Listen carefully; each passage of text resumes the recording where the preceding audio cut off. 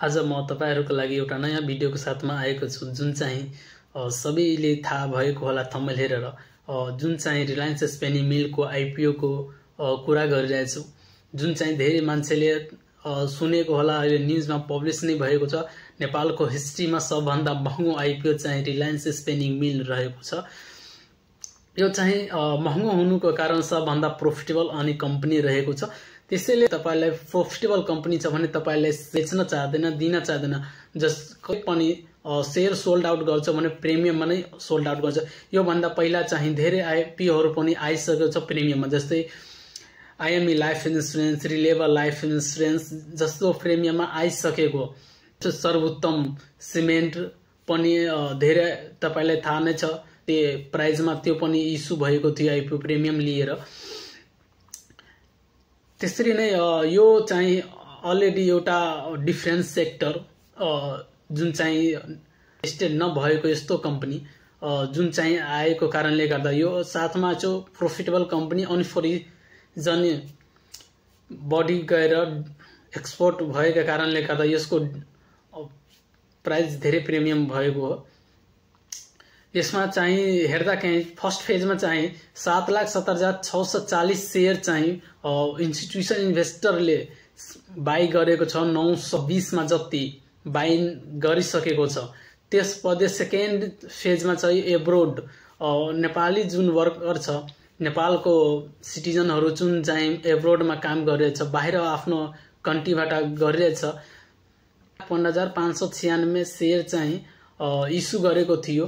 त्यो पनि भइसकेको छ। साथमा अलटमेन्ट पनि भइसकेका पछि अहिले चाहिँ जनरल पब्लिकहरुको लागि आईपीओ आएको छ जुन चाहिँ second day already over subscribed भइसकेको छ। 11 गुना भन्दा बढी नै भइसकेको छ। अहिले जुन चाहिँ जनरल पब्लिकको लागि 9,24,768 शेयर थियो। त्यसमध्ये रिजर्भमा अझै 57,798 शेयर म्युचुअल फन्डहरुले रिजर्भ गरेको छ, जसमध्ये त्यसको आफ्नै इम्प्लोइमेन्टले 57,798 शेयर आफै राखेको छ, बाइङ गरेको छ।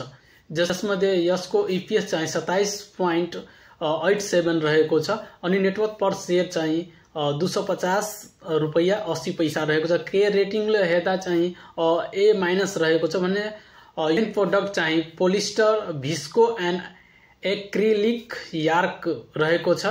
यो चाहिँ प्रोडक्सन क्यापेसिटी हेर्दा 40,680 मेट्रिक टन पर इयर रहेको छ। त्यस्तै गर्दा अनि सबैले भनेको छ यो चाहिँ महँगो आईपीओ त के आज यसैको आज डिस्कस गर्ने छु।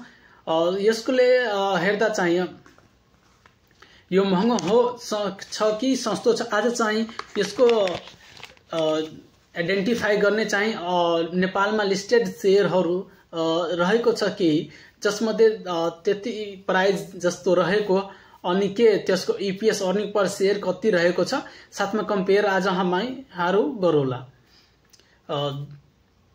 यस रिलायन्स स्पेनी मिलको अर्निङ पर शेयर को साथमा लिस्टेड शेयर जुन नेप्सीमा रहेको छ त्यसको साथमा आज हामीहरु कम्पेयर गर्न।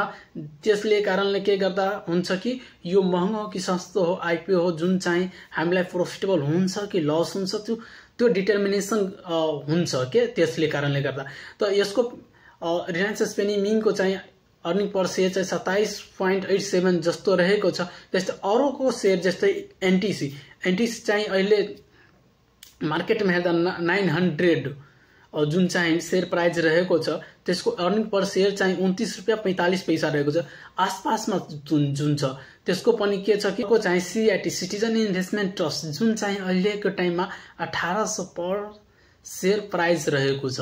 लिस्टेड कम्पनी जुन नेप्सेमा रहेको छ जसको अर्निङ पर शेयर 19 रुपैयाँ 40 पैसा रहेको छ। यसले के डिटर्मिनेसन गर्छ कि यो कम्पनी चाहिँ त्यति खराब पनि छैन जसले प्रोफिटेबल दिन सकिन्छ। तपाईले आईपीओ इन्भेस्टमेन्ट गर्दा तपाईको नभए पनि तपाईलाई कम्तीमा नभए पनि तपाईलाई 20,000 जति तपाईले प्रॉफिट दिने सम्भावना बढ़िरहेको छ। यस इयरमा चाहिँ प्रॉफिट छ 865 मिलियन 865 मिलियन पहिलो साल, योभन्दा पहिलो साल चाहिँ 865 मिलियन प्रॉफिट थियो, जसमध्ये अहिलेको टाइममा यो इयरमा 81-82 मा जुन यसको प्रॉफिट चाहिँ 1.48 बिलियन रहेको छ। पहिलो साल भन्दा यो साल चाहिँ 615 मिलियन एक्स्ट्रा बढी रहेको छ। त्यसले के हेर्दछ, यसको फाइनान्शियल स्ट्रङ भएर गइरहेछ कम्पनी, अझै चाहिँ यसले के भन्छ डिभिडेन्ड एन्ड क्याशको रूपमा दिने बढी सम्भावना छ। यसको प्रतिक्रिया पनि दिनु के कस्तो यो तपाईलाई इन्फर्मेसन लाग्यो यो कमेन्टमा छोड्नु, अनि के तपाईलाई अझै केही जानकारी चाहिन्छ भने मेसेज यो इनबक्समा गर्नु।